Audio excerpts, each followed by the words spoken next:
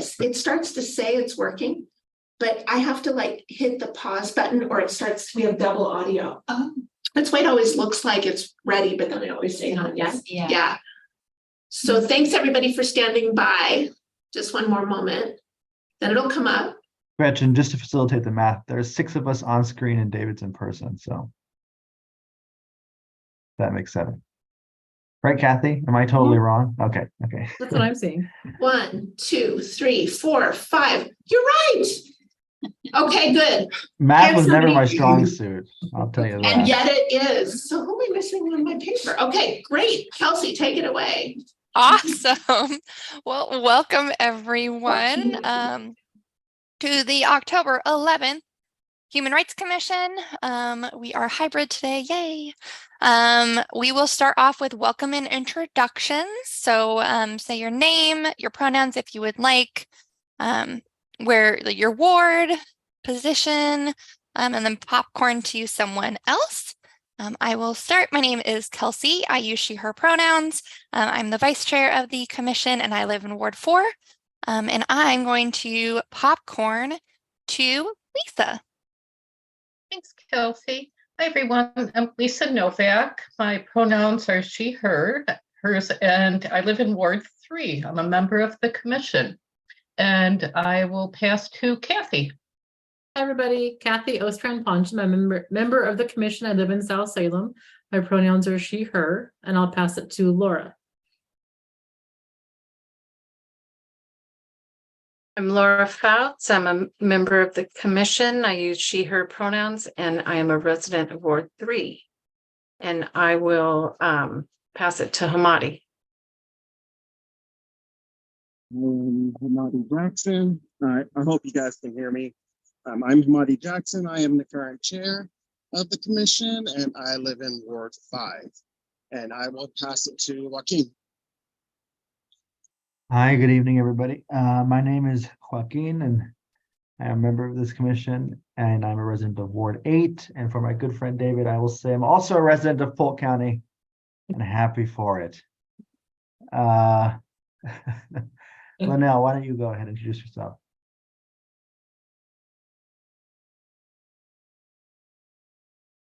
My name is Linnell Wilcox, and I live in Ward 1. I use she, her pronouns. And I'm a frequent visitor to this meeting because I love the work that you guys do. And I also am the Safe Sleep United program manager. So I get a lot of information about individuals experiencing homelessness and how some of their needs tie into the work you do. And I've been so grateful. Thank you. And Gretchen? Yes. Hi, everybody. Gretchen Bennett, staff liaison to the commission and use she, her pronouns. And why don't we go to Zeke? Hi, everyone. I'm Zeke. I am a member of the commission. I live in Ward 3. Use they, them pronouns. Thank you. I do not know who's not gone. I'm sorry. No problem. I think our Zoom group has gone, so we'll take it to the table. Go ahead, Robert. Hello, everybody. My name is Robert Marshall. I can never remember what ward I live in. I am interested in joining the commission, just waiting appointment and nomination from the mayor's office. I am also the grants and development specialist for Community Action Agency, the Arches Project. I will pass it to Lieutenant Aguilar. Hi, I'm Debbie Aguilar. I use she, her pronouns. I'm a lieutenant with Salem Police. I am the liaison between the Salem Police Department and the Human Rights Commission. And last but certainly not least, David. Hi, my name is David Reinhold. I'm a member of the commission. I'm a resident of Polk County, and I use he and him pronouns. Awesome. Excited to have everyone here. So we will now move into public comment. Gretchen, we did receive a public comment. Is that correct? That's correct. We had one email sent out, a note from Lee Coyne. And so I hope you have that as an attachment.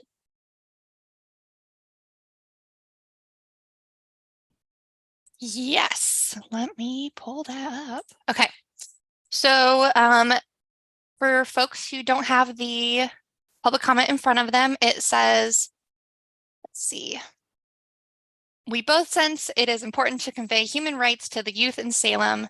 Might it be feasible to contact local high school council presidents? They then invite them to the annual December 10th Human Rights Day. They can report highlights in school paper. Guess that should bring it full circle. Please include on the upcoming agenda. I love it. Yes. With the group's permission, I could reach out to Lori on the city's staff who works with high schools and ask her to help with that if you'd like. Is there anyone opposed to that? I think that'd be a really great idea. Agreed. I'm not opposed to it, but I do have a question. Gretchen, could you briefly remind us what our history is in terms of outreach to our public schools and the work the HRC has done with them? So I think we talked about it maybe once or twice a while ago, but could you remind us and refresh us on that, please?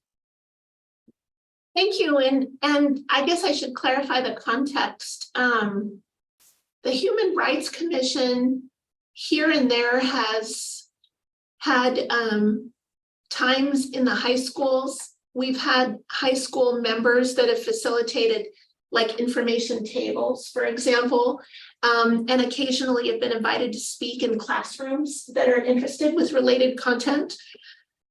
I think I'm less familiar with the specific Salem Speaks Up event history as it relates to the Human Rights Day, as Lee called it, and the high school experience. We haven't been in a coordinating role for that event in the past, and so I'm less clear on that. I know the event is open to the public, but I guess that's what I can think of. Thank you. Yeah. Awesome. All right. Is there anything else about that public comment? Okay. This is Linnell, and I have separate public comment when it's the right time. Yeah. I don't think there are any more for that public comment. So Gretchen, please reach out. That'd be great. So Linnell, it's all you. Thank you. So I think I brought this up last time when it was just like a baby idea in my head. But since then, I've also spoken to the Homeless Alliance Board and their collaborative committee.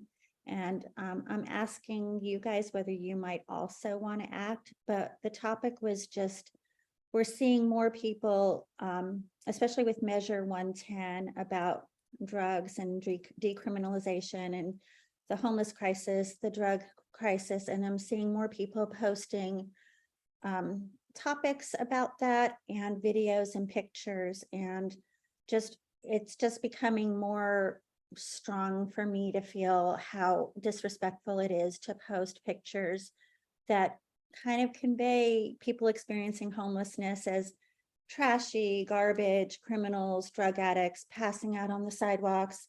And it seems like it's times when we can other people more easily, and the people who might already other people experiencing homelessness.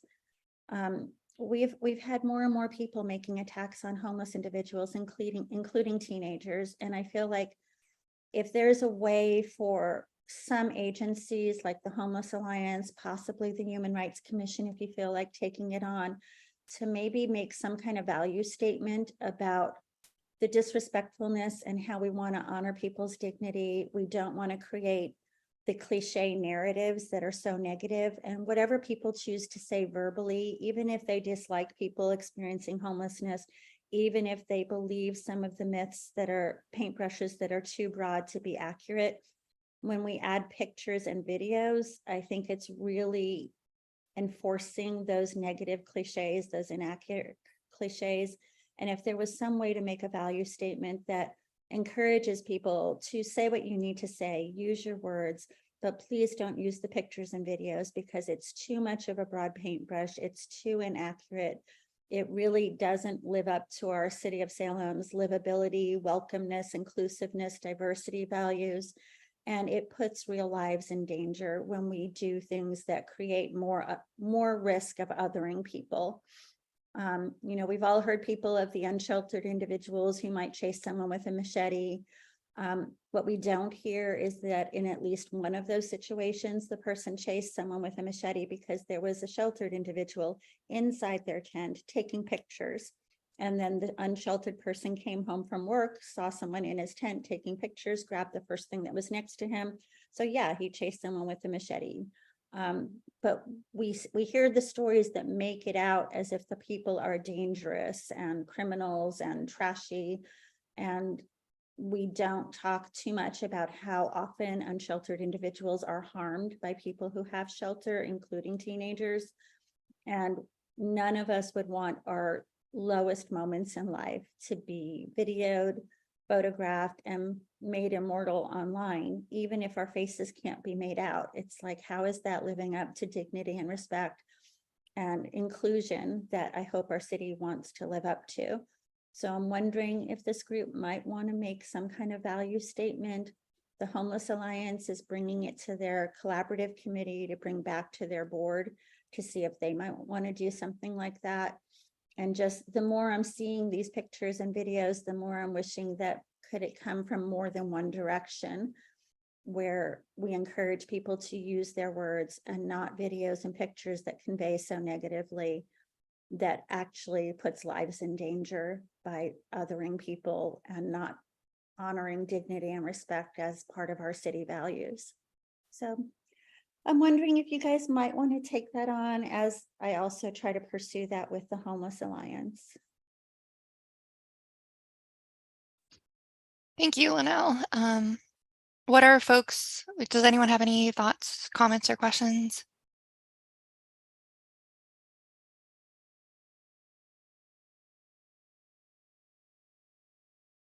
Hey, this is Hamadi. That might be something that we might be able to include in our column. You know, just a write-up about, you know, the impact of what that does to people. You know, some of the things like Linnell mentioned, how it othering people and capturing people's worst moments. That might be something that we might want to include. I think that would be a really good idea. I would be happy to draft something for your review. I was wondering, this is Kathy, I was wondering if there might be an opportunity for like a joint statement that different groups are able to sign on to. I don't know if that's would be consistent with what you're thinking of, Linnell, but if there's something that, if the Homeless Alliance is open to it, and if there's others that are open to it, maybe it just can be a statement. Mm-hmm. But, you know, supported by the different, I don't know, I'll have to think it through. But I heard your comments from last meeting, and I think it's important to say something. I absolutely agree with you that we're not doing a good job as a community of respecting people's dignity, and yeah. Thank you. Linnell, what are your thoughts about that joint statement, like drafting up something and then having multiple groups being able to like sign it? I think that would be wonderful. I don't know if it also would include like maybe a recommendation for city council to also sign on to it. Because I feel like if city leaders could be like modeling that behavior, it's a big value statement that maybe the people who are in the limelight and who are our leaders could kind of be the example, as well as homeless service providers and anyone else who wanted to sign on. So, you know, not having to recreate the wheel if an agency might be making something like that, but maybe having this group either sign on or create something that others could sign on to, and maybe recommend to city council as like, let's all model this as an aspect of the livability and dignity and respect and inclusiveness that we want our city to model. So yeah, I don't know what the mechanism should be, but that sounds like one avenue that would be wonderful.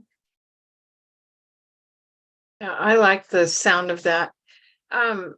Gretchen, just for my education, I guess, what are the avenues for the Human Rights Commission to communicate beyond the column and signing off on a joint statement? I mean, how would we communicate something like that? Thank you. I hear you. I'm thinking for a moment about it. Everything begins and is centered with chapters 8 and 97 of our code. You know, we begin by thinking about if what we're communicating relates there and is guided there, to make sure that what we're proposing fits then. So that's kind of a beginning. From there, we have been able to access the city's communication channels for Human Rights Commission specific communications, like our events. So the city's communication channels includes the weekly email that goes out to quite a few people who've signed up for it in the community, not in addition to the Human Rights Commission specific email. There's a general city email that goes out on Fridays. Some of you might have seen that. There's the city's social media channels. There's city council meetings are a platform for communication that reach people. We can access often the resources at CC Media to do audio sorts of things. So my mind, I'm just kind of thinking through. So all of those typical communication platforms, I think, generally become available. To Linnell's point, one possibility is always, making a recommendation to city council and having them sign off. And then that, then they might also use their voices for such an endeavor. I don't know if I fully answered the question, but I guess that's what's come into mind right now, Laura. Thank you. Yeah, you bet. One of the things, I'll throw out something just to consider, and it might be in the way it's written. And it's not to offer a contrary view, but one of the things I always worry about is sparking a further reaction from the alternative side. There's often a strong perspective to speak to what's right and what makes sense and to align with those values around being welcome and inclusive. Sometimes the way things are phrased might spark a reaction that would cause additional videos. And if one of our objectives is to change behavior, being mindful of the phrasing could help with that. So just something to think about as we progress. This is Linnell, and I feel like anything we say on topics like this have to be phrased so carefully. So it's not criticism. It's more like, this is a way to convey your points without higher risk of harm to the individuals that are marginalized in our society. And I always try to come from, I felt this way and this is what changed my mind, not like other people are just insensitive jerks. You want to have the people that you want to change their minds be receptive to having their mind changed. And that doesn't mean their mind will change, but you want to have an avenue and a style of talking that at least is possible to plant seed as opposed to planting more aggressiveness. Thank you. You've said that well.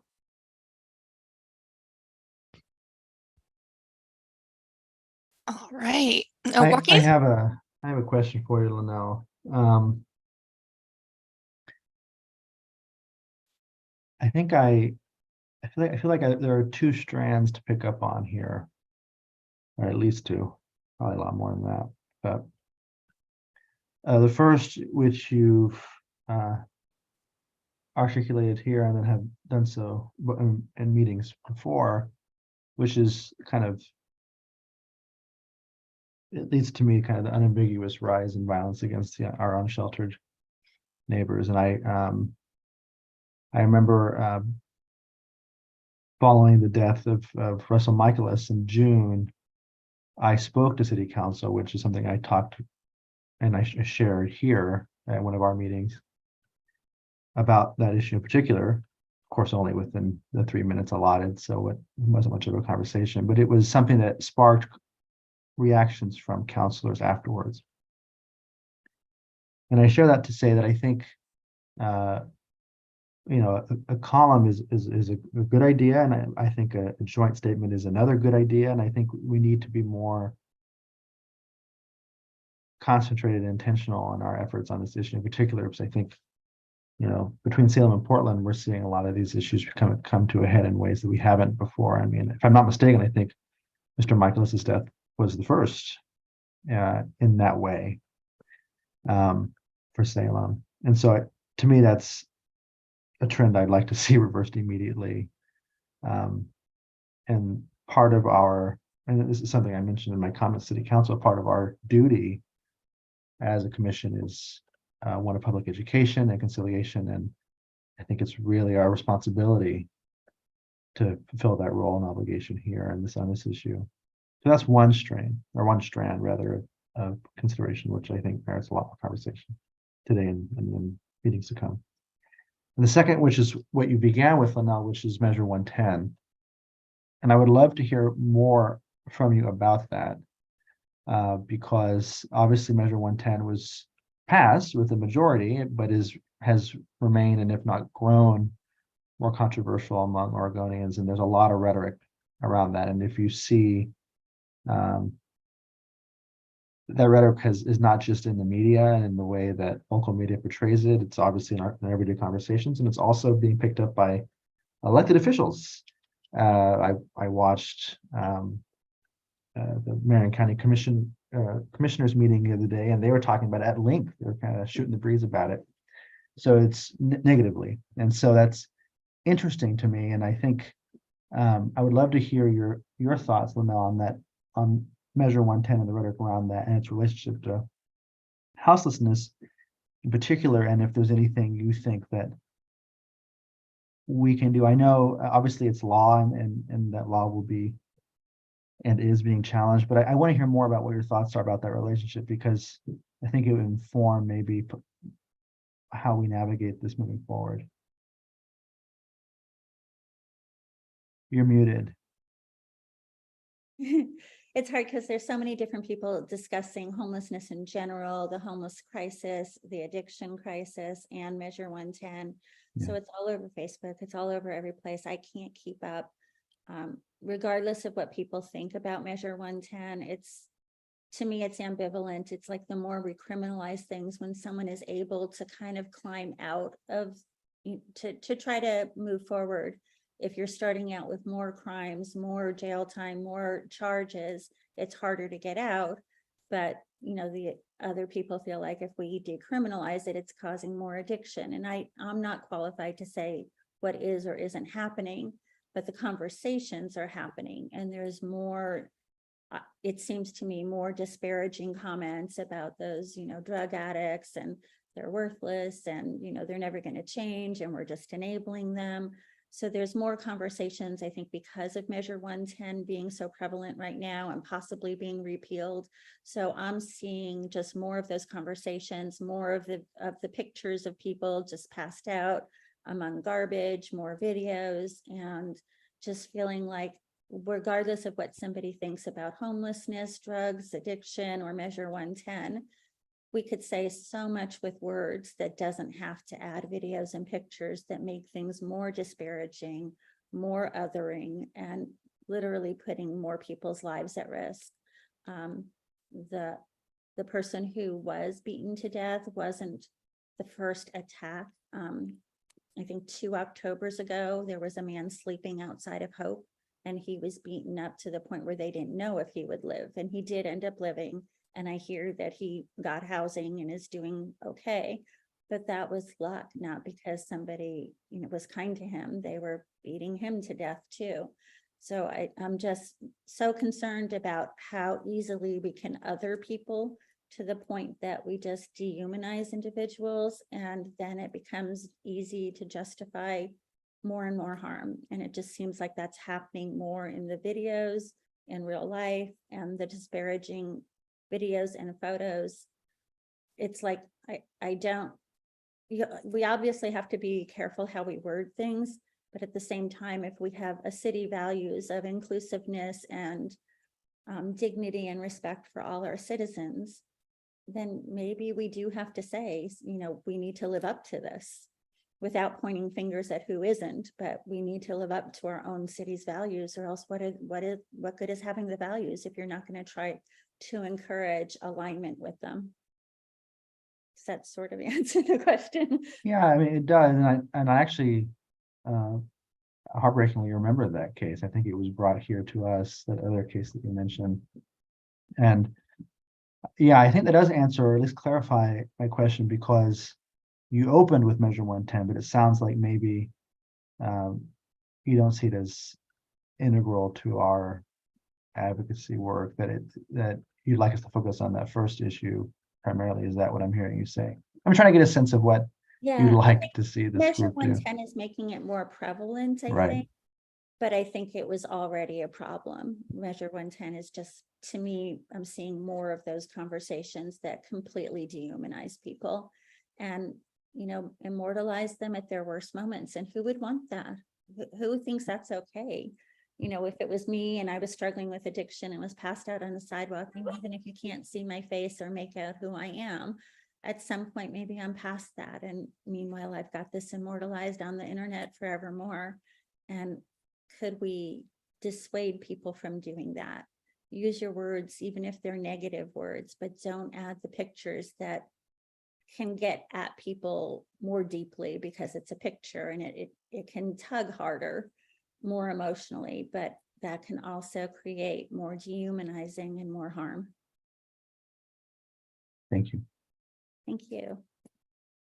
Yeah, I think it'd be really good for us to definitely say something, but I personally would want to stay away from the whole Measure 110 talk. I feel like that's just a pool that we need not to get ourselves in, because that's, I mean, for lack of a better term, that's way above our pay grade, and that's just going to muddy the waters and take away from what it is that we're trying to accomplish.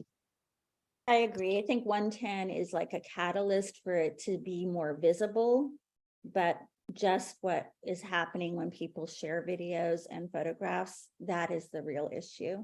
110 might have more of it happening, but 110 isn't the issue.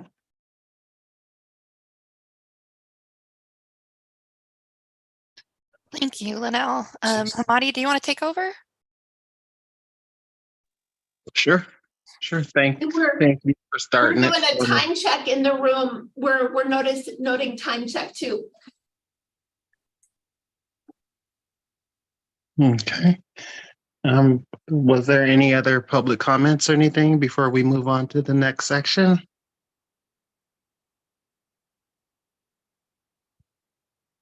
Okay, so with that being said, we will go ahead and go to the consent calendar, and we will go for the approval of the agenda. And if I may, your consent calendar could include the agenda and the last 2 months of minutes, if you like. You can take that in one vote.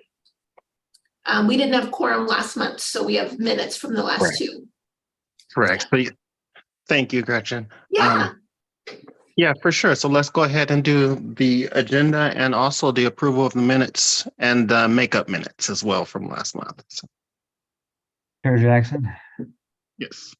I move to approve the agenda and the minutes from the last 2 meetings. Thank you, Joaquin. Do we have a second? I will second. All right. Thank you, Lisa. All in favor? Aye. Nice. Thank you. Thank you. So that is approved and passed, and approval has been done and given. I feel like we haven't done that for a while. So I feel like it was like 3 months. So. Let's see. So we will go ahead and move on to our action and or discussion items. So the bias crime update. So Debbie, if you want to give that for us, we'd appreciate it. Thank you. Yes, so we had 2 bias crimes within this last reporting period. And actually, one of them occurred on September 7th, which was just prior to our last meeting, but it wasn't reported to me until after our meeting. So that's why I'm reporting on it now. Both of the bias crimes happened in Northeast Salem. Like I said, the first one happened on September 7th. And it involved the male victim driving and reporting that another car started following him, with the driver driving very erratically, stopping and making, the male victim is Asian, and the driver of the suspect vehicle was making racist comments towards the victim driver. He was able to finally get away from the suspect driver and called us. Police officers were able to locate the suspect driver and took her into custody on a bias crime as well as reckless driving. On that one, it was a little interesting because the victim actually reported that he didn't understand why the suspect was doing the things that she was doing and saying the things that she was saying, because he actually believed that she was of Asian descent as well. So we're not sure, there might be a mental health component with that particular case as well. So we're not quite sure on that, but she was charged with the bias crime and reckless driving. And then the second bias crime occurred on September 30th, again in Northeast Salem. It occurred at a park where victims were at the park. They were playing in a sporting event. The victims were Hispanic, and they said an unknown suspect approached them, started yelling racial insults and slurs at them, and then pulled a knife and was threatening them. The suspect ultimately left, did not hurt anybody, but did threaten them with a weapon. So if the suspect is contacted, they would be charged with a bias crime and menacing. However, we're still working on investigative leads at this point, so the suspect is not in custody on that one. And those are the two cases I have for this month. So if there are any questions, I'm happy to answer them.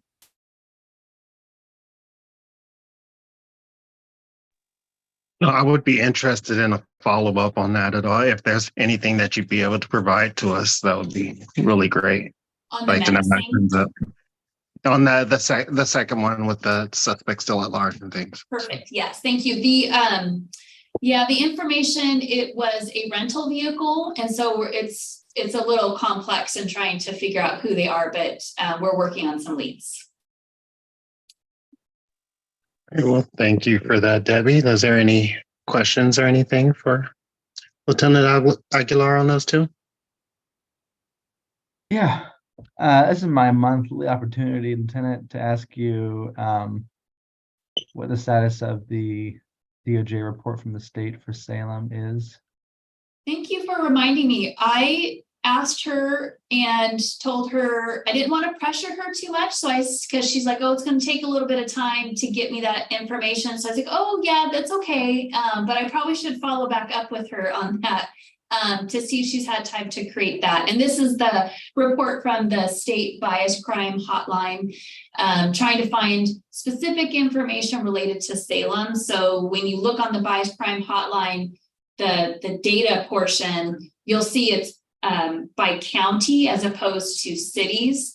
And when I spoke with the representative from the hotline, she has indicated that when you look at Marion County, most of the calls are Salem, but there are some that happen outside. And so it was going to take her some time to pull together the data to drill down on just Salem specific information. So I will thank you for the reminder. I will follow up with her and see where she's at with getting me that information. Thank you, Lieutenant.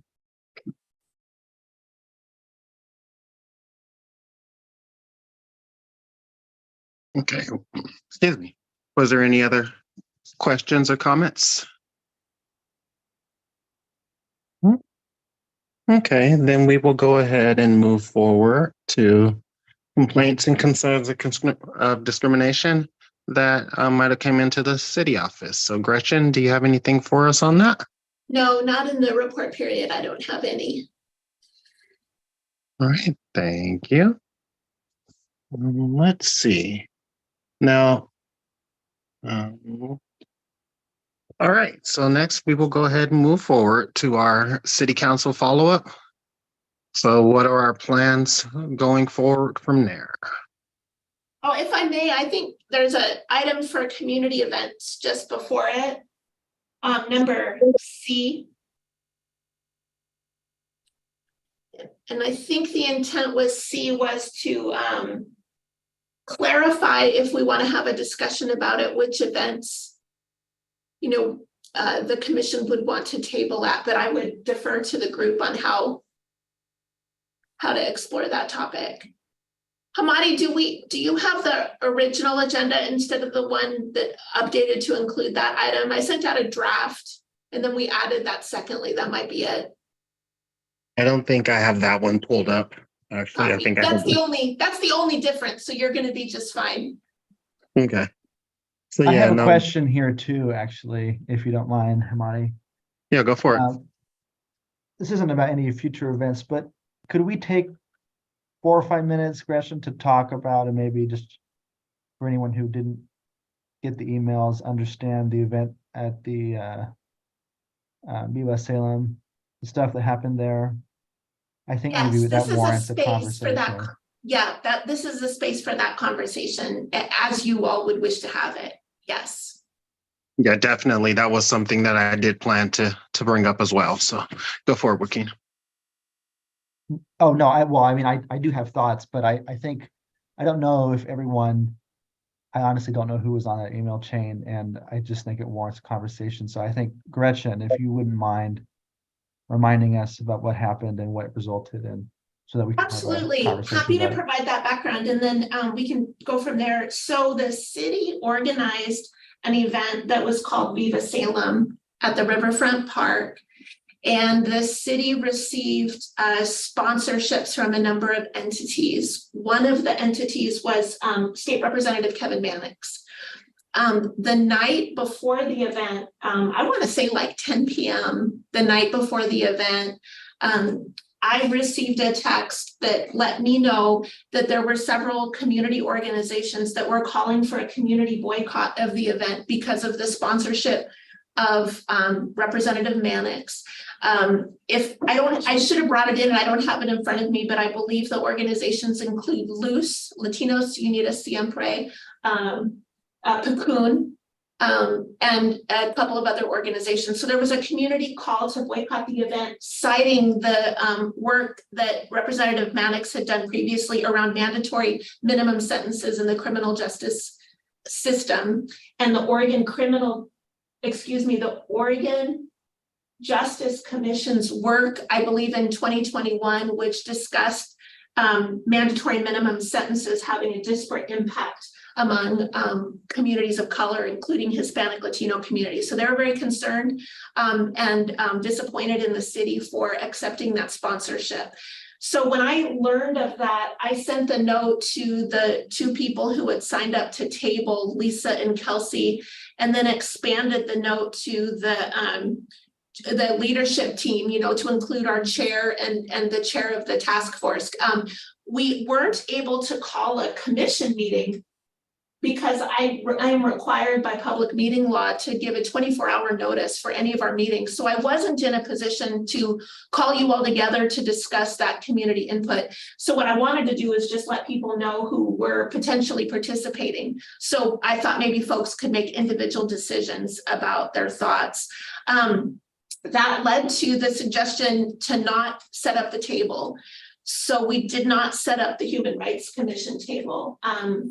Then I personally went to the event and sat at the city neighborhood services table to sort of watch and talk with people. I left about 3:15 p.m. and I understand people who came with protest signs arrived right after I left. I was so crabby about that because I wanted to be able to engage in those conversations. But anyway, they came after I left, and I understand there was a group of people who had some protest signs out. There's some dispute about the activity that ensued there. I've had my colleagues at the city tell me that what they understood happened was signs and people holding signs in the park.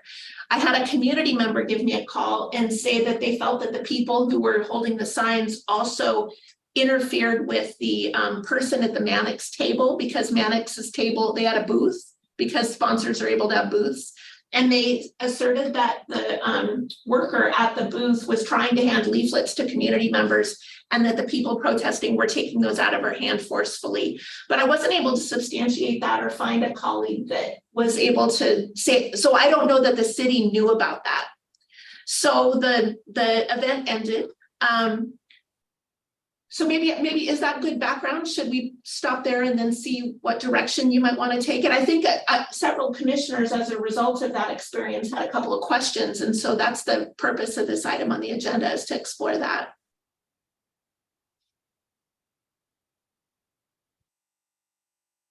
I also received that same from a community member. It's like very distressed about the way people were being treated. You know, everyone has the right to protest, but to forcefully take things out of someone's hands and things, it's just, it's not okay. You know, I mean, I'm all for people being heard. I mean, that's why I joined here, is for people to be heard. But it's got to be done in a, I say we can disagree, but not be disagreeable. So that was what I actually wanted to bring up. So I'm glad that Gretchen had brought that forward already. So, but I wasn't there, so I did not see it happen. So I would like to ask the few members that were there if they witnessed anything going on. So I arrived a little bit early, and I dropped by the YMCA event. And one of the person working the table was alone, so I helped her for some time. Meanwhile, monitoring my emails, and when it was decided that we wouldn't be tabling the event, I left. So that's all I saw. I did manage to walk around a little bit. I did get some of that. And but it was early in the day, and the event seemed very family oriented. I didn't see anything, but I must have left by no later than 11:15. So I didn't really see anything. All right, thank you, Lisa. Like I said, I was not at this event, but I have witnessed that sort of thing happening in other cities. At some different events, it's whether it's someone who just has a opposing opinion, or I don't know if it's people just plain on being disrespectful or thinking that it's fun or what. So there's one of those things that I think that with events going forward that we're going to take part in, that's something we need to be mindful of. And if there's any way that we can, quell that, hey, it's okay to disagree. Just let's not take it too far. Like if we can be very mindful of that, I think that's something that I actually think that's part of our role. So I don't know. It's open to suggestions. I'd like to know what everybody else thinks about that. I see Kelsey's hand up. I think for me personally, when we're thinking about what events we're tabling, I'm less concerned with will there be protests, and I'm more concerned with who is involved in the event. Is that person inclusive? Is that person like for equity and human rights? Because that is kind of our whole mission. And so like kind of along this discussion, and we can kind of table this towards the end, is how do we do our due diligence in being part of these community events? Doing a little bit of research to check out like the sponsors, because the problem for me was knowing that this sponsor had authored and pushed for and helped pass a piece of legislation that like targeted Black and brown folks. I feel like that goes against our mission, and so we would not table at that event. Am I making sense? Okay.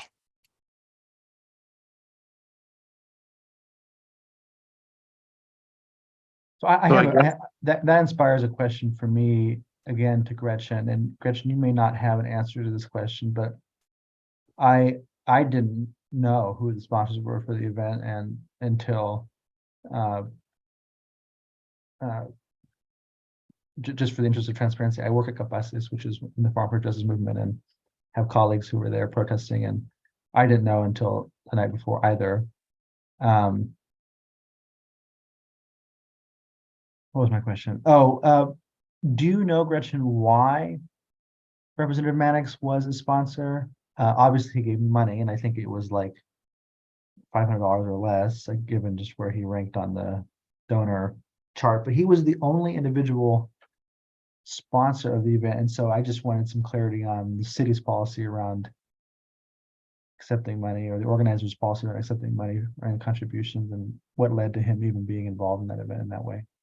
Thank you. I don't think I have the history on what led Representative Mannix to be involved or to choose to sponsor the event. I don't have that information, or I know that the event was generally out there and publicized, and the sponsorship opportunities were out there. So really any entity could have approached the city and expressed interest in contributing a donation.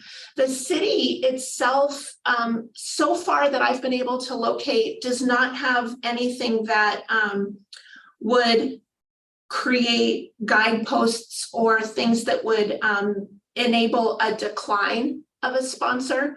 One of the things that we're mindful of is paying attention to some case law that talks about money being speech, freedom of speech, and the opportunity to contribute donations that falls within that logic. That being said, I would need an attorney to review this question, but it may be possible to lay out guidelines around generally the type of sponsorship money that we would accept. For example, maybe nothing partisan. It would absolutely be unacceptable, of course, to not accept one particular party over another or one perspective over another, but you might be able to generally say something that might. But for example, a private business, if you're accepting private business sponsors, they would be able to give in that pathway. So you might decline political sponsors, but then a sponsorship may come in other ways, and we have to be very careful. So we don't have a guidepost or a policy that sets up the ability to decline, and setting up a decline could potentially be a legal issue. That's something that would have to be explored. I think I would personally like clarity on that question. Not really feeling either way. I have mixed feelings about it because obviously community events and community spaces are bedrocks of organizing in politics for a lot of our communities. I mean, I can't think of where we would be in Indigenous rights or the farm workers movement, which is what I'm involved with most intimately, without politics and community spaces. Same time, it does seem odd to me that, and it wasn't, to my understanding, Mannix as an individual giving money. It was his campaign giving money. Oh, yes, and if I may, I forgot to answer one of your questions. You're right. It was a sponsor at that 500 or less. Some of the communication that was out there had spoken of it being a key or a top sponsor, and that wasn't the case. It was at not that every dollar isn't valuable, but at a lower tier than the top sponsors. So that was something that was inaccurate in the communication that was out there. Inaccurate, but he could have been, or rather his campaign could have been a main sponsor. So I guess I would just like clarity on what that looks like for the city, and I think that might inform our conversations moving forward too. I have mixed feelings about it, but I just would like to understand that issue better. Certainly, yes, thank you. I'll do a little research and try to bring back what's possible. I don't, to the best of my ability. I think ultimately it's a question. It's a legal question, and so to the best of my ability, I will seek that. And then I guess I would say going forward, as we decide what events we're going to table, we'll just have to make sure that we get as much background information as we can before we make a decision. because I mean, you guys know me, I'm all for tabling. If there's going to be an event, I like us having a presence there. But if it's something that it's like us being there goes against what we stand for, then I'd rather not do that. So let's just, as we go forward, I mean, we have the calendar. As we see things that we would like to participate in, we'll just try to do our best to get as much information as we could. Because again, I didn't know anything about it until I believe it was like the next morning that, that I started seeing the emails, and then I was like, okay, what? Like so let's just try to strive to do our due diligence, our as much background as we could get before we decide that we're going to take part. That sounds good. I hadn't looked at the sponsor list either. And so for me, that was my first awareness too, just the night before. Yeah, that's absolutely a step we can take to gather as much information as possible. The principal people, all of the organizers, coordinators, sponsors, and then the team can make a decision as to what they would like to do. I will tell you, it was a really well-attended event. There was a lot of small and emerging businesses there and a lot of people and families. David, go ahead. So Marty, I have a question. So this was a well-attended event. And so do we originally have a booth and then we pulled out? Or is that?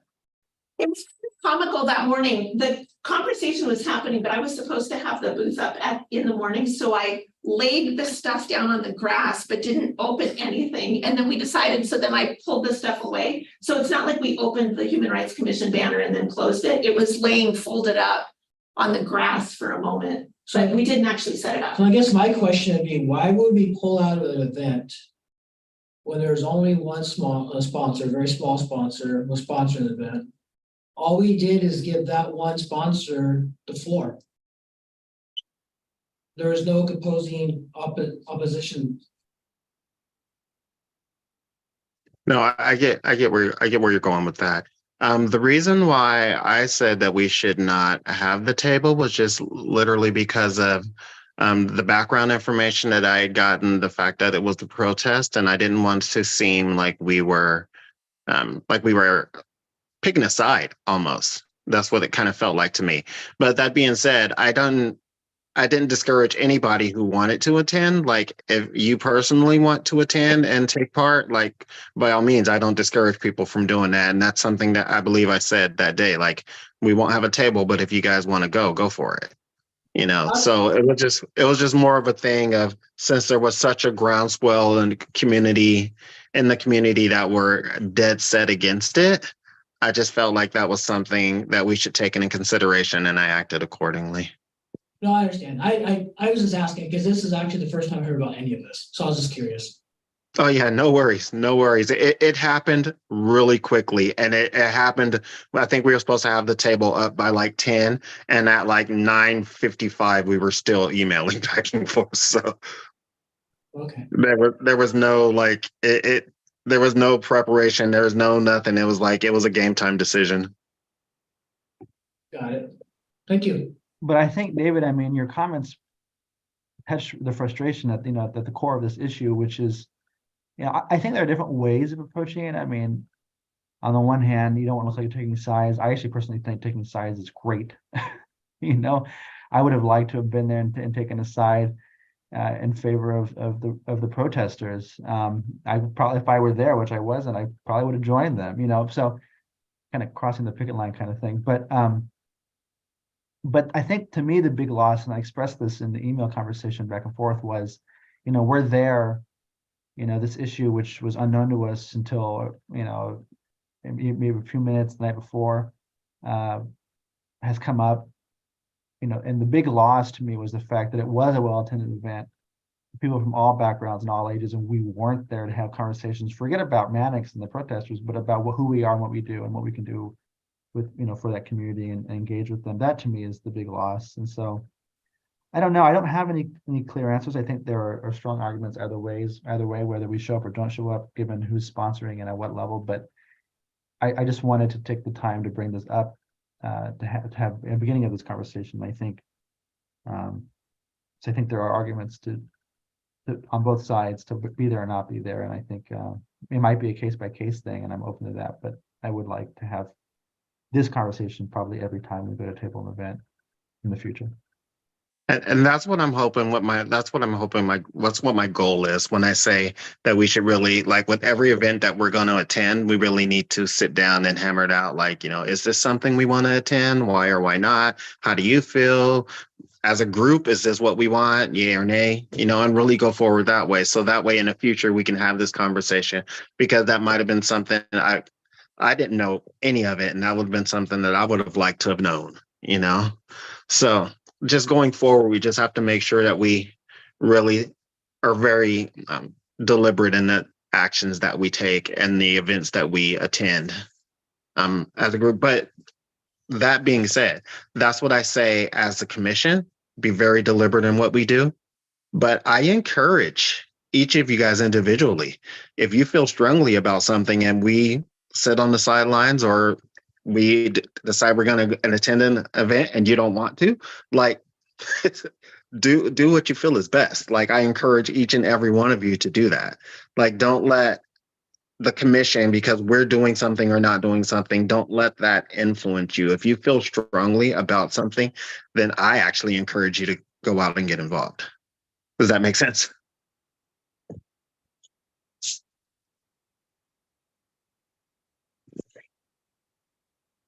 Okay. Anybody else have any comments, any input?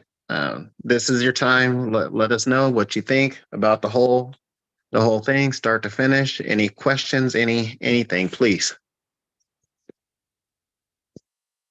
I'll jump in. This is Kathy. I agree with Joaquin. I can see it both ways. I think for the people, I suspect that most of the people who attended the event had no idea that this was an issue, and we didn't get the opportunity to talk to those families and those attendees about the things that we do. So I think we did miss out. At the same time, when I had heard the night before what was going on, and I had considered going, and I decided not to go myself because I didn't want to, not knowing what was going on. I didn't want to go knowing that there were people opposed to it. So I can see it both ways, but I do support, when we are aware of an event coming up, having this conversation ahead of time as a group. Do we or don't we? What do we need to know about who's involved before we decide to have that table set up? I think that's a good thing. That to my knowledge, we haven't been doing that. It's just been kind of maybe assuming the events that we've been tabling at. So I think that's a good conversation to start having from here on out. Thank you, Kathy. Lisa, Laura, Zeke, Robert, you guys want to add anything at all? This is Lisa. I'm pretty neutral about the whole, I agree. And I don't know enough about the local organizations, but I think we should support our community members who look to us to be heard. So I think that's important, but yeah, so I'm sort of neutral, but I do like the idea of vetting, at least knowing ahead of time before we commit to tabling, having a general idea of who will be there. But yeah, and it was one person, one donor, but yeah, we want to support our community. So overall, I'm neutral. I thought of another point, and I also see Zeke's hand up. I should, oh, go ahead, Zeke, please. Oh, sorry. Hi. I guess I was just gonna say I wasn't there for the event. I don't really know exactly what happened. Just hearing people talk about it, I definitely feel like I don't think that it would have been a good idea to have like an organizational presence there, while like I think having a presence would have been seen, that's my impression, as like being against the values of the protesters. So I think we're people who were trying to express their feelings about values that I think like the commission broadly holds, as far as like I'm aware. So I think it would have sent the wrong message if we had like because there's something to be said about being present, but I think being present as an organization with a table on like the other side of where people are protesting is different than being present as individuals who may be like expressing our opinions with the protesters at the event or wherever, you know, we would individually feel called to be within that space.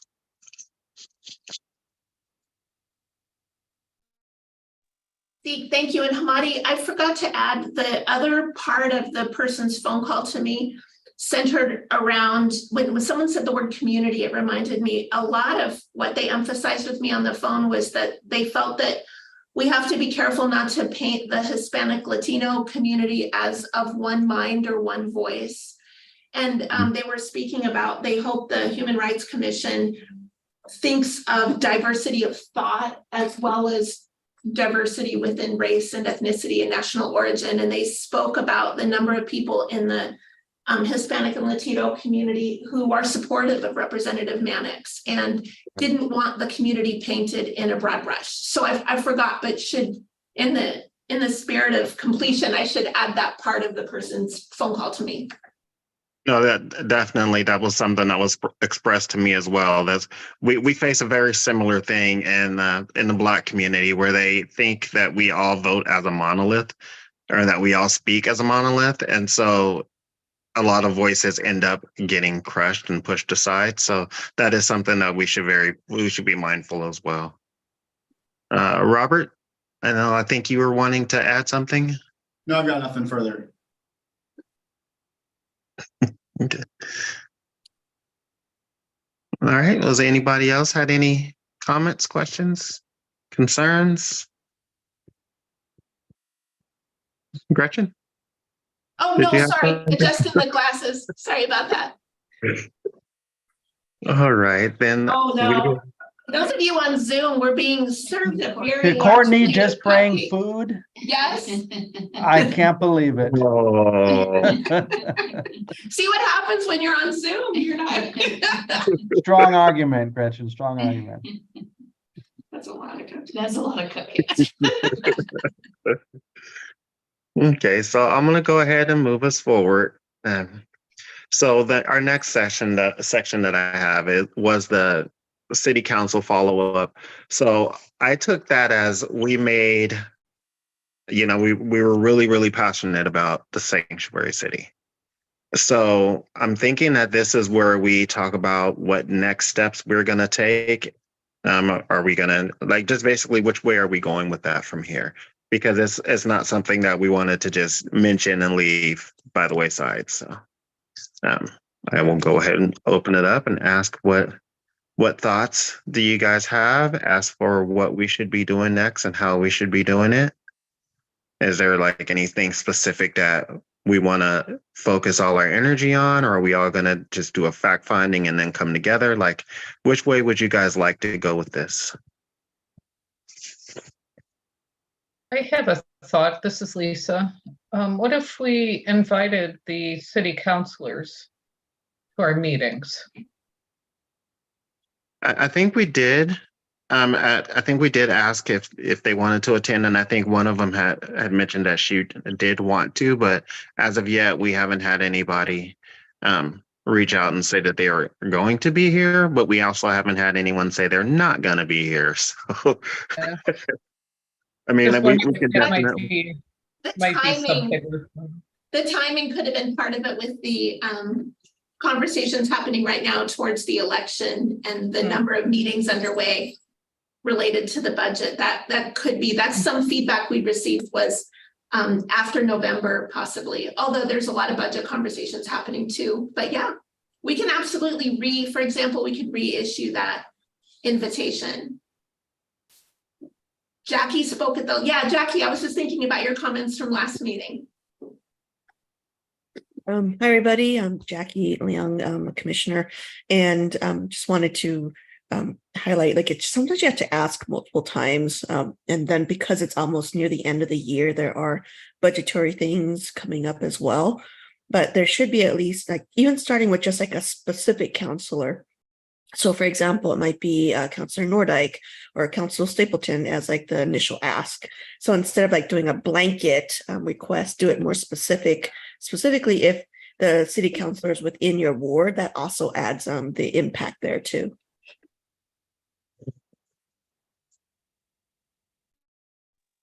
Okay, thank you for that, Jackie. That's actually a really good idea. So I guess what we should decide, well, we'll circle around back to that one.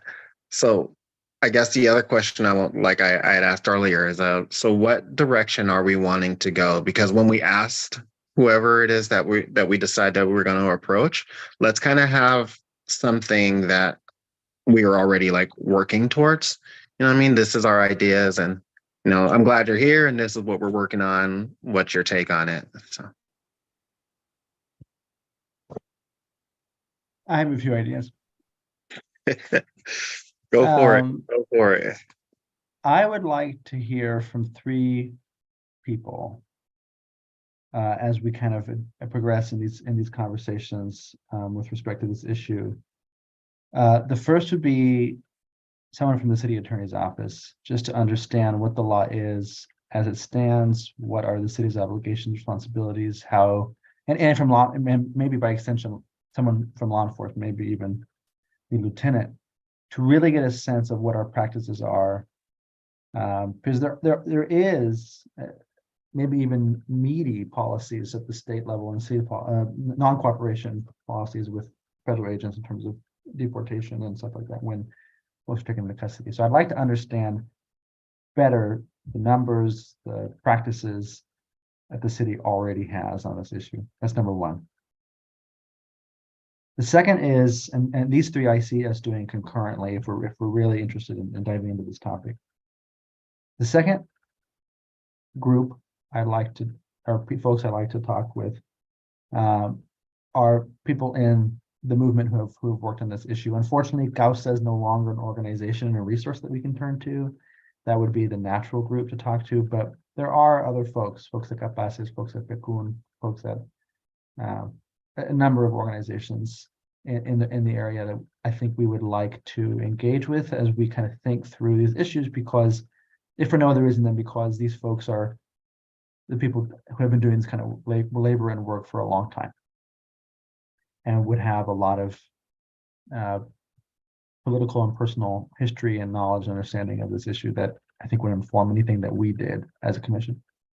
That's number 2. Number 3 would be to talk to Hoeli Woa, who is a former colleague of mine at CAUSA and who chaired the Eugene Human Rights Commission, who a couple of years ago did something not akin, but at least similar to the things that we're talking about, which is this proclamation that actually didn't end up getting, to my knowledge, ratified, adopted officially by the city, but was a serious push on their part to have the city have a more delineated, clear, and concrete policy around non-cooperation with federal agents. And so I'd like to hear his perspective, or if not him, then maybe anyone who would be in the know from the Eugene Human Rights Commission, because they would be essentially a peer institution doing something that is comparable. Those are a lot of conversations I have, but I think each of those merit kind of consideration in our time if we're really considering going into this issue deeply. And I think, I don't know, I don't really have an opinion, but I would think that all those things probably should happen before we bring in council, because council is going to want to know specifics. They're going to want to know exactly where we are. And if we don't know where we are on this issue, which I don't think we do know where we are on this issue, other than we feel like we know something has to be done or should be done, if it can be at all, we need to have met with at least these 3 community partners or before we have council involved. That's just my opinion. I'm open to others, but that would be a path forward that I would recommend.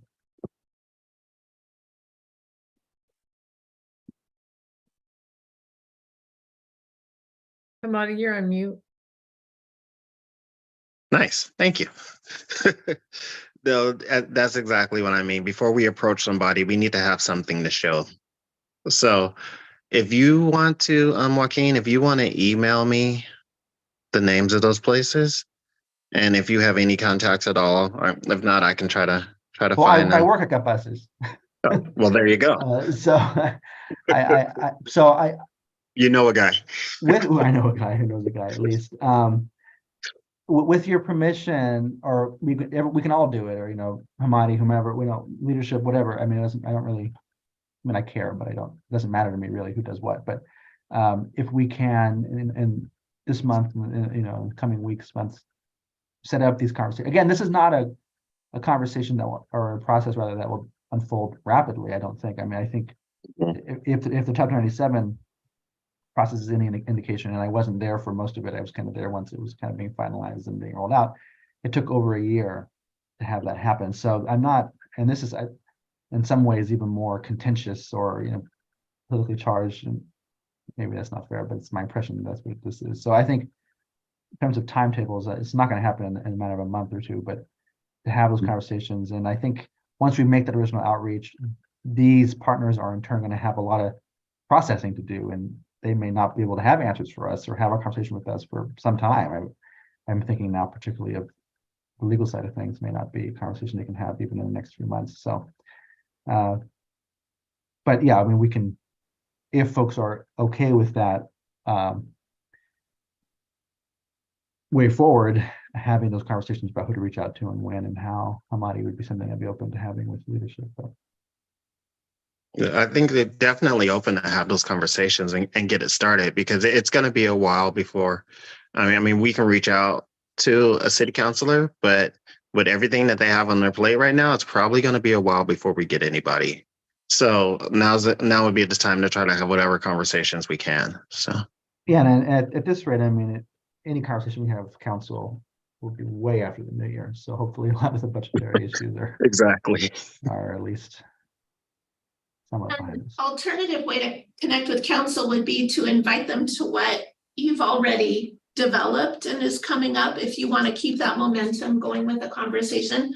The Monday, November 20th, Transgender Day of Remembrance, although that falls on the night of a work session, but still to invite, recognizing they have a personal conflict, but they might still want to share information with their networks about the event. And then the December 10th Human Rights Salem Speaks Up Day would be another event coming up. And that could be a moment of engagement if you wanted to connect with, as Jackie said, with your counselor from your ward. I could help you know who that is. And that might be as an interim step, on things that you've already got developed. And I mean, counselors can be invited to these conversations we're going to have with other folks just to be a part of our thinking process, but just recognizing that we're not there to talk to them about our recommendations because we're doing this fact finding and this conversation with community partners. But they are, of course, invited, and I think we probably should, just so that they are in the know as well. I'm sorry, Kathy, I think I may have interrupted you. No, it's okay. I know I receive emails. I'm assuming Gretchen sends them out about these meetings. They're not to the commissioners, but it's like a Human Rights Commission meeting information. Do those go to the individual counselors as well? Kathy, thanks. I would have to go back and refresh my memory. We said that the email list goes out. It goes out to people who sign up at tabling events for it. And then at one point, we did a really comprehensive outreach to organizations that work with people from the various identity groups listed in Chapter 97 and found people from those groups that agreed to be added so that we could stay in contact with all of those organizations. So those are really the two categories. I think there are some city councilors on it, but it may not be like a comprehensive list. And I think it would be okay to add the city, the council email addresses to it, but it might be a little confusing for them to just receive the meeting invitation, but I think I could send a note saying we're going to add you to this, and then they would know what's coming. I think there's two different issues. There's inviting council to talk about this specific issue, which we're not ready to do yet, but there's also just inviting that dialogue and keeping the invitation open to attend our meetings. And I think if we want to do that, we have to be proactive about it. I think saying in an open council meeting that you're invited to our meetings and that's it, isn't gonna do anything. So I think the more that we can, make sure that they're aware of our meetings, and yeah, they're busy. Do I think that they'll suddenly show up? No, but at least they're aware of, oh yeah, this is the Human Rights Commission meeting is coming up again. And so yeah, I mean, I'm kind of getting off the topic of the sanctuary city issue, but I think that there's more of an opportunity there to just keep that communication channel open.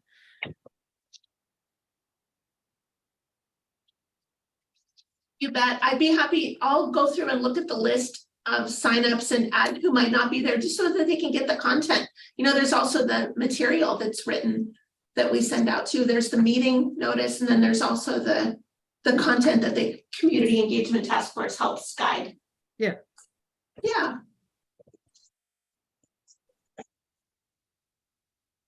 I'd be happy to work with Joaquin and Hamadi about kind of lining out those conversations if that supports the pleasure of the group. Certainly starting with the state sanctuary law as a grounding beginning. Like Joaquin said, we have a law in Oregon that grounds the concept of sanctuary. Mm-hmm. Yeah, that's definitely conversations that we should start having rather sooner than later. So as soon as, if we want to go ahead and move forward, if you guys would like me to go ahead and move forward or would like to move forward on that, then I say we go for it. Yay, nay, maybe? I would agree. Yeah, I would say do it. Go for it. Okay, cool. So then that's what we should do here going forward. And then once we have a little bit of something, we'll constantly keep the invitation out. Hey, we're having a meeting on this day, as I run into city councilors quite frequently. So we'll keep it in their ear. And then, any other time that we get a chance to just throw it out there, hey, we're having a meeting on this day. If you're not busy, we'll go ahead and go forward with that. All right. Any other questions, comments? Joaquin smiling. You got something for me? No, I approve. That's my smile of approval. Go ahead, Kathy. Pulled up while we were meeting, I pulled up the report to council. I think it might still be a draft form, but there were two other things that we indicated we were going to be looking at in the new year. Reporting hate crime to law enforcement and welcoming spaces. And so I guess I would like to maybe keep those kind of on our radar, that there are other things that we talked about that we told them we'd be looking at. So I want to make sure that we don't lose sight of those. I don't know that we can tackle all three at the same time, but maybe we can just at one of our upcoming meetings talk about the other two as well. That works. Why don't we just take them just one per meeting? We'll go over the sanctuary cities this one, and then on our next meeting we can go with any updates that we've had so far, and then add the next one, and then go from there. And just that way it gives us an opportunity to see where we can actually make an impact or where we can make a change. Does that sound agreeable? Cool. All right. If there's nothing else on the follow-up for the council, then we're going to go ahead and move forward to the conference with the other HRCs. I have not reached out. I kind of played around with the people in Portland a little bit, just because I have access to them rather frequently, and didn't really get anywhere. So I will need to start sending out. So for that, I'm gonna actually ask Gretchen if she has any information on the others that she could forward to me, so I could send them an email or a text or something and really pitch the idea going forward. Body, yes, I'd be happy to. And I can update everybody that actually last night I joined a subcommittee of the Eugene Human Rights Commission. Speaking of Eugene, Mary Ann Bradshaw and I answered some questions for them about Chapter 97. And I can, and they were the person who had gotten in touch with us, really is on the same page as you, Hamadi, about how lovely it would be to talk as a group of commissioners. He even had a name that popped right into his mind for it. So they were really excited about the idea. So I'd be happy to do a little homework and see about contact people from other commissioners. And yeah, forward that to you. Yeah. Yeah, that'd be awesome. I mean, I would be more than willing to send the emails out, take one small thing off your overcrowded plate. And for those of you who might not be tracking this one, that Hamadi had suggested that we try to hold a Zoom gathering for other people who do human rights commissions in other cities. And so we could begin sharing information and developing a network and see where that might lead. And so that's the concept here. All right. So yeah, so that's what else we'll be working on going forward. Okay. Questions, comments, concerns with that? No? Okay, so then I'm gonna go ahead and move us forward. So next we have our Salem Speaks Up event. And it's December will be here before you know it. I don't have in front of me when our next planning meeting is. Next Kelsey? Thursday. Okay. Next Thursday. So yeah, I would encourage people if they have the time to come, or at least to join the meeting. It'll be Zoom. So it's, yeah. I don't know what to say with that one. I'm nervous, excited. I think it's going to be really cool. I'm really curious to hear what other people have to say. I'm actually hoping that it's not just all doom and gloom, because I know we have a lot going on and there's a lot going wrong, but there's also been a lot that's been going right. So, or people at least trying to move forward. So I'm hoping to hear some of that as well. Even if I have to be the one to spit it out myself, I still want to hear more positivity as well, because I think that helps. I think too much doom and gloom is definitely a bad thing. So, yeah. For those of you who may not be familiar, that traditionally was an event held by the League of Women Voters, the American Association of University Women, and other groups that pulled together an opportunity for an open mic for people to come and speak up. So hence the name, and share human rights experiences and experiences of bias and discrimination with officials has been the historic context of that. Yeah. So, and it's scheduled for Sunday, December 10th. And so you might remember a few months ago, we were asked if we'd step in as sort of a coordinator role, not that it's the city's event or to take it over, but to help coordinate. And we had agreed to step in and try to help the planning move forward. And so that's what we've been doing. And Lisa secured a location, Kelsey designed a flyer. So Hamadi's planning on emceeing. So there's a lot that folks are doing to contribute. I think we're at the stage of wanting to start getting the word out pretty soon. And so if you can think of people or organizations that you think should be invited to something like that, don't hesitate to let us know. Linnell, did you have your hand up there? Yeah, just letting you guys know that I went to one of those probably 5 years ago. I was invited to talk, but I was very inspired because even though some of the topics are about people that are marginalized, there really was a focus on how much was being done, how much improvements, how much progress was being made, and action steps people could take to make it move more forward. So it wasn't doom and gloom. I mean, it shared some problems, but it was in the effort of trying to make improvements and show what's already been done and what's possible. And I ended up leaving feeling like really inspired about how much good was happening, in spite of the reasons progress needed to happen was because it wasn't making progress, but the steps that people were sharing in the stories were really heartwarming. Nice. I would invite you to come and speak if you would like. I think that would be cool. I don't, if you would be into it at all. I hate talking in public, but yet I won't say no, because I feel like so many things need to be said in a way that does inspire progress. So I'd say if you end up with a roster of people and want me to talk, I would do it, even though I hate it. But if you've got other topics and more people that really haven't had the stage yet, I would do whatever works.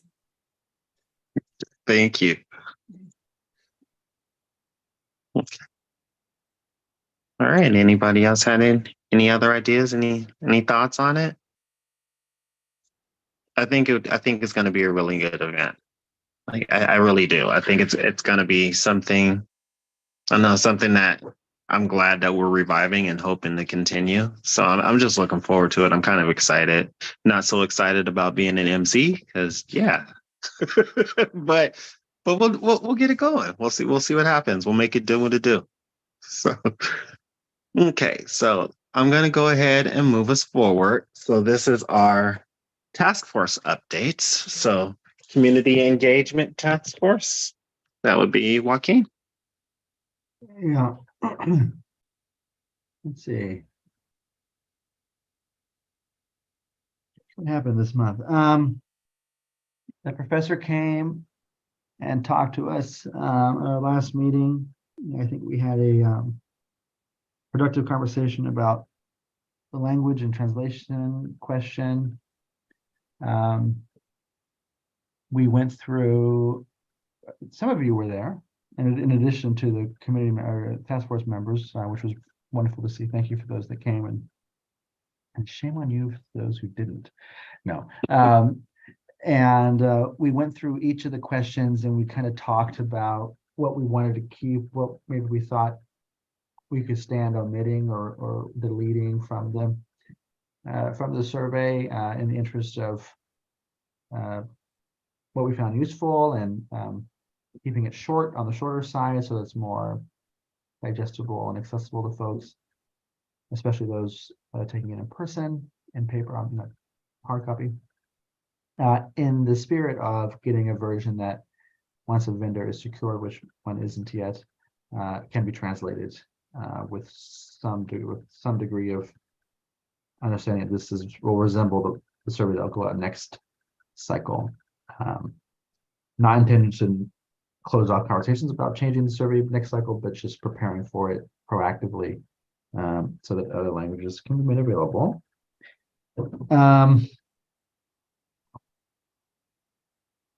The topic about reimagining the column was tabled, and I'm going to table it again here because it's 7:30. Gretchen and I met with the lovely people from Historic Landmarks Commission and the Planning Department. Gretchen, I'm looking for yes, is that right? Yes. Kim and Lisa. Yes. The names are right too. Yes, Oh, Lisa okay. Anderson Ogilvie and Kimberly Fitzgerald Oh, with okay. our Community and Urban Development Department. They do planning, the planning administrator and the Historic Landmarks Commission liaison. She's also our city archaeologist. Yes. Thank you. Yeah. That was much more detail than I could have given. We met with them as part of our growing engagement with other boards and commissions. And one of the ones I think we have been excited about at the task force and even talked about here in the past was the Historic Landmarks Commission as one of those rather city partners that we were interested in partnering with and opening up dialogue. They're kind of a quasi-judicial entity, and so their formal meetings run differently, and we're kind of limited in our modes of engagement available to us. So we're trying to identify areas and or projects where the commission, should folks be available and or interested, could engage and interface with the work that they're doing. And so the steps that the next steps that we came to are identify maybe one or two projects that are ongoing that we'd like to go join the commission in their engagement with the public and maybe be invited to some of those internal conversations they're having with their own community partners is to offer our insights and our partnership there. Right? Gretchen, do you think that's a fair summary of? I do. Thank you.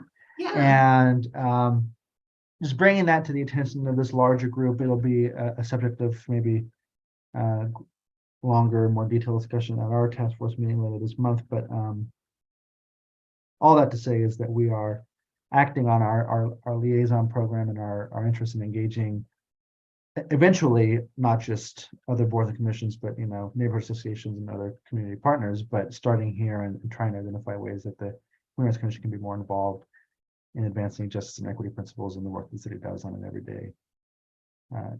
So that was, I felt good about the conversation, Gretchen, and we even offered some advice in that over the course of that conversation, and I think it's going to be a great relationship. So more to come on that, but that is an update, and I think that actually is all for me right now, unless someone has something more to say that I'm missing. Gretchen, or rather Kathy, is shaking her head, and that gives me great solace because Kathy knows more than I do. What I remember talking about at our last meeting was the survey. I think that was our focus, and other things on the agenda got pushed back because we had such a good conversation. I mean, we went through it very thoroughly. Yes, it was very rich. We had some really good conversation. Yeah. Thank you, Kathy. All right, that's all from me, Mine. All right. Am I on mute again? No, sir. No. Okay. I couldn't see myself for a second, but thank you, Joaquin. And now we'll ask for the LGBTQIA plus task force. So that would be Kelsey. Yes, hello. We had a short meeting last month. We mostly talked about Transgender Day of Remembrance. Some updates are we have 6 readers. We got 2 volunteers from Capitol Pride. So very thankful for them. We got one of them volunteered to be a greeter and one volunteered to be a reader. So that's very exciting. And then we also got another volunteer from, oh my gosh, I can't believe I am forgetting the organization, but from another organization that I will look up. So we have a lot of people. So continue spreading the word. I'm going to get out the posters to some community spaces. So if you have any community spaces that you're like, I think that they would love putting up a poster, let me know and I can drop one off. The organization that I forgot was the Imperial Sovereign Court of the Willamette Empire. So we got a volunteer from there.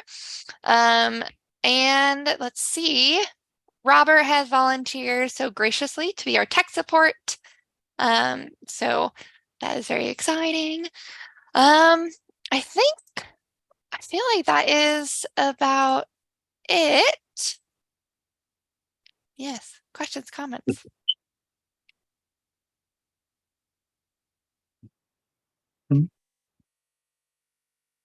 Okay. Thanks, everyone. Thank you, Kelsey. And again, I would like to encourage people to attend the Day of Remembrance.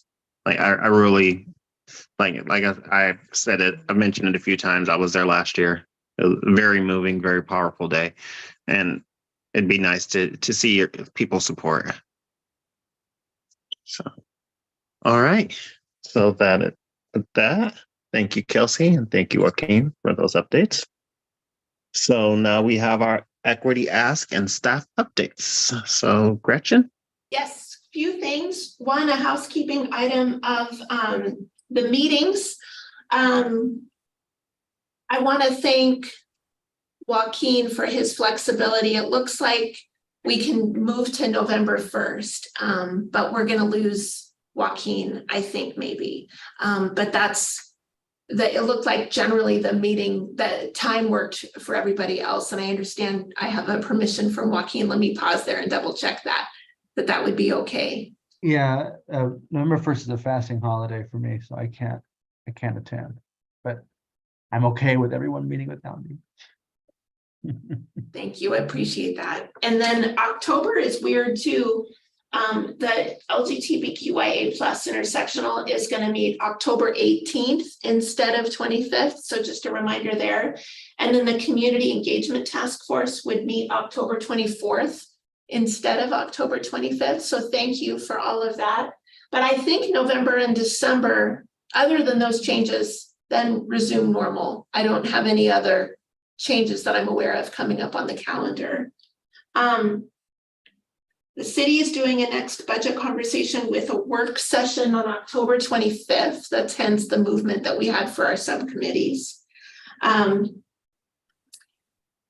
Moving over a little bit to the equity document and having having the city encouraging additional voices into conversations. One example this week was we were able to organize a number of youth to be able to come down to a statewide planning conference with, I understand, a focus around climate and bring and infuse youth voices into those conversations with the planning officials. So that was neat to be able to bring in from that category of age. You might ask why we're talking about youth, but coming in from that category of age within our different identity groups. So that was neat.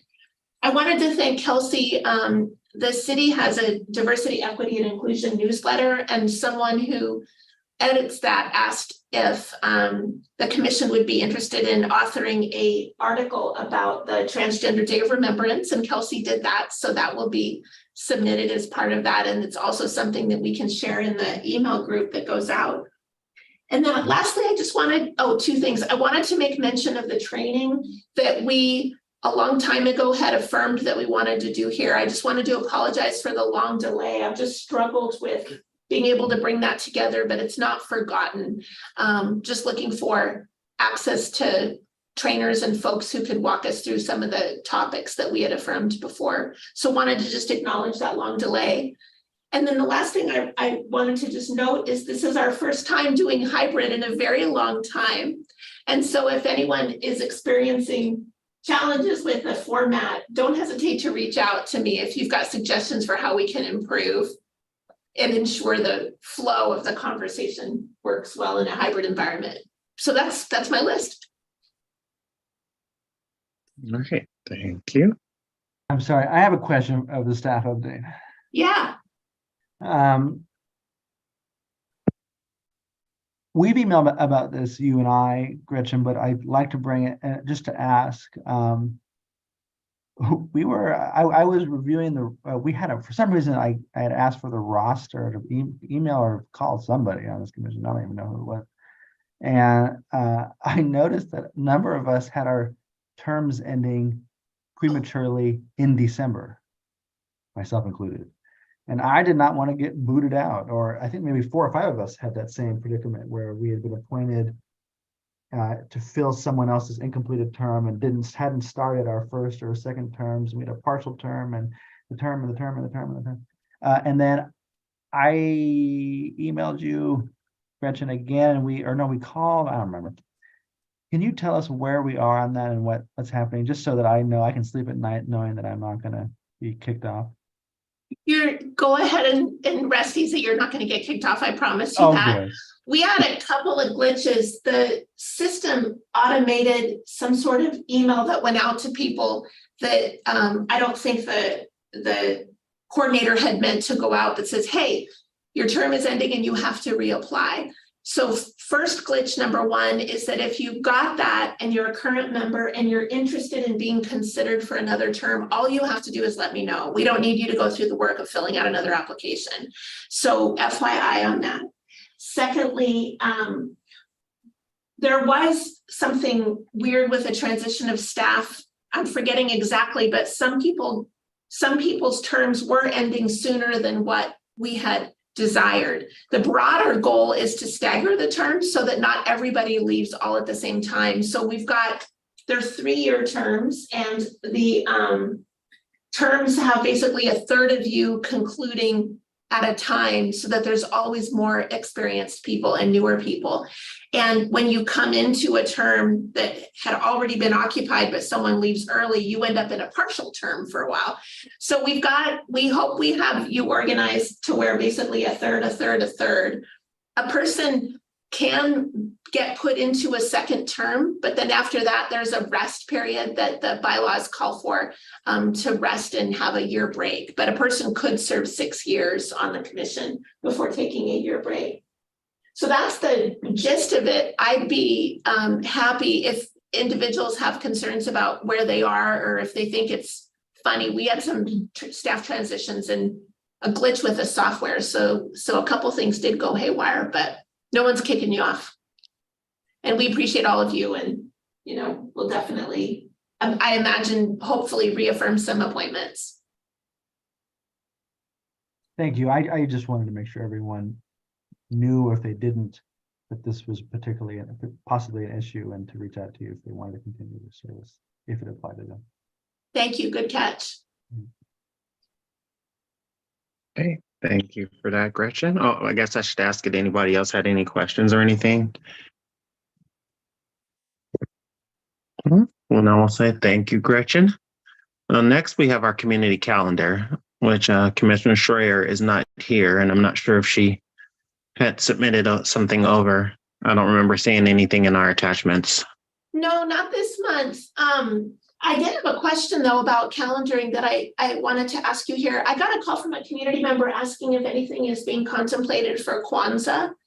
They are planning something themselves and are putting together a description of an event that's maybe related a little bit, and they wanted to know what other events might be out there. And I wanted to ask you all tonight if anyone knew of anything.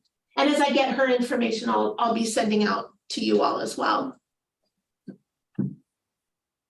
I personally haven't heard anything, any events around Kwanzaa whatsoever. I'd imagine that there's going to be some, and I will hear something, but as of yet, I've heard nothing. Thank you. Any other commissioners? Community Action Agency has a gala Saturday night. We sure do. The last day to purchase tickets for the Community Action Agency Gala is tonight. I'm not sure if they've already closed. My guess is probably 11:59, but get your tickets. It's going to be a roaring 1920s theme, and I look forward to seeing some of you there. Awesome. That sounds like fun. It'll be the one time a year that I wear a tux, so yes. You're giving me Gatsby over there.